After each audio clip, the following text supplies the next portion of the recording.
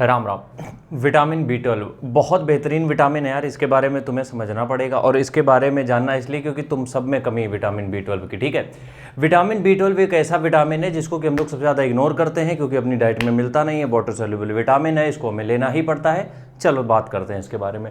देखो, जब vitamin B12 की बात करते हैं तो जो बी कॉम्प्लेक्स के विटामिन होते हैं ना, B2 B3 B6 जितने भी होते हैं, उनमें एक जो मेन विटामिन होता है वो होता है B12। बी कॉम्प्लेक्स है पूरा, उसका मेन विटामिन है B12। ठीक है, अब ये बेसिकली दिक्कत यहाँ पे होती है, कमी इसलिए है क्योंकि ये सबसे ज़्यादा जो मिलता है वो मिलता है मीट पे, और मीट में भी उनके ऑर्गन्स में, किडनी में, लीवर में, उनमें सबसे ज़्यादा विटामिन B12 मिलता है। और अपने यहाँ हम लोग इतना कंज्यूम नहीं करते हैं। ठीक है, अगर फुल फ्लैश हम इस्तेमाल कर रहे हैं तो उसमें ज़्यादा मतलब ऑर्गन्स नहीं कंज्यूम करते हैं यहाँ के लोग। ठीक है, तो इस वजह से B12 की कमी अपने यहाँ बहुत ज़्यादा है। ठीक, अब हम बात करेंगे ये करता क्या है। दो चीज़ों में है, रेड ब्लड सेल्स और DNA।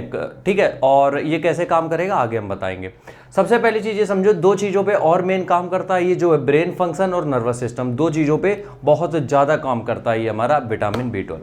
अब अगर विटामिन B12 की तुम्हारे शरीर में कमी हो रही है तो इसका मतलब क्या है, क्या सिग्नल आएंगे। सबसे पहला है मसल में वीकनेस, मसल जो तुम्हारी बन रही है उनमें वीकनेस आना चालू हो जाएगी, तुम्हें थकान बहुत जल्दी होने लगेगी। ठीक है, उसके बाद नमनेस। नमनेस का मतलब ये होता है कि मान लो तुम एक ही तरफ बैठे हो, सुन्न हो गया तुम्हारा पैर, उठ ही नहीं रहा है पैर। अगर एक तरफ नहीं भी बैठे हो, नॉर्मल भी बैठे हो, तब भी पैर सुन्न हो गया। इस कंडीशन में ये कंडीशन होती है नमनेस वाली। तो मतलब मेरे कहने का है, अगर तुम्हें शून्यपन जिसको बोलते हैं, ठीक है, एकदम बिल्कुल नम हो गई मसल, या फिर एक तरफ का एरिया बिल्कुल नम हो गया, तुम्हें समझ में नहीं आ रहा, फील ही नहीं हो रहा कि इस तरफ कुछ है भी, तो उसका रीजन क्या होता है, विटामिन B12 की कमी। एक रीजन ये हो सकता है। ठीक है, उसके बाद है हृदय गति।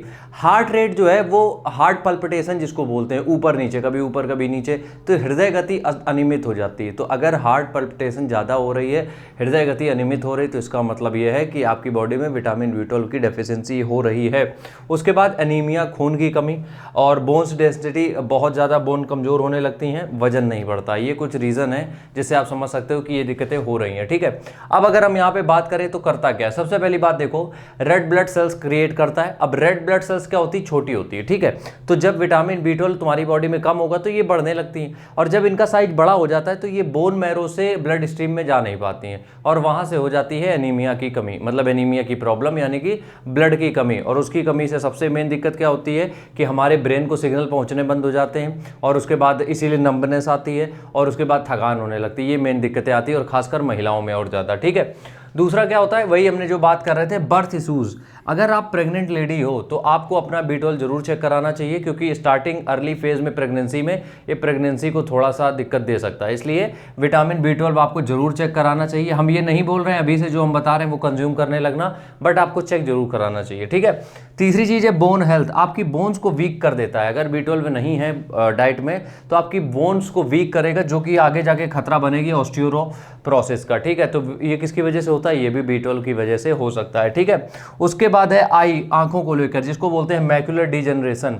ये क्या करता है, हमारे सेंट्रल विजन पर इफेक्ट ज़्यादा डालता है। जब हम किसी चीज़ को देख रहे हैं, ठीक है, मान लो एक पर्टिकुलर जगह पे हम लोग देख रहे हैं, अब उसको देखते समय हम फोकस ही नहीं कर पा रहे हैं, तो उसको बोलते हैं मैक्युलर डिजेनरेशन, जिसकी वजह से हम पॉइंट जो सेंटर है वहाँ पे फोकस करना मेरे लिए, हम लोगों के लिए मुश्किल हो जाता है। तो उसकी रीज़न भी क्या हो सकता है, B12 आपकी बॉडी में डेफिशिएंट है। ठीक है, उसके बाद है डिप्रेशन मूड। अगर सिम्टम डिप्रेशन टाइप आ रहे हैं, ठीक है, अगर एंजाइटी है, स्ट्रेस है, डिप्रेशन टाइप अगर सिम्टम समझ में आ रहे हैं, इसका रीज़न भी ये हो सकता है कि B12 आपकी बॉडी में कम है। उसके बाद क्या है, मेमोरी पावर। अगर आपको ब्रेन फंक्शनिंग अच्छी रखनी है, आपको अगर आपकी कॉग्निटिव एबिलिटी, जो तुम पढ़ा रहे हो जल्दी याद रहे, देर तक याद रहे, उसके लिए ज़रूरी है कि तुम इसको B12 का ध्यान रखो। अगला है स्किन, हेयर और नेल, मतलब आँखों के लिए तो ज़रूरी, पहले बता दिया, आपकी स्किन के लिए, नाखून के लिए, बालों के लिए, सबके लिए बहुत ज़रूरी है।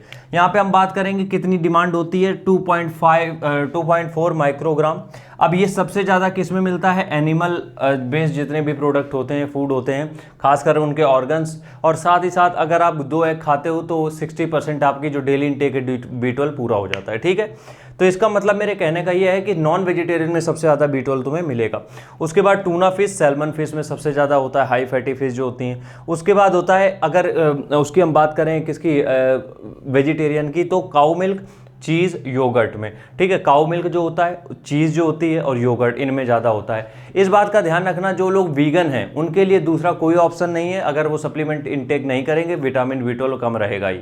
लेकिन अगर ये लोग, जो लोग ये तीनों कैटेगरी नहीं कंज्यूम कर रहे हैं, उन्हीं को कहते हैं वीगन। तो उन लोगों के लिए सलाह मेरी ये है कि B12 का एक कैप्सूल टैबलेट जो आती है वो ले लो, वरना B12 की कमी 100% बॉडी में हो रही है। राम राम।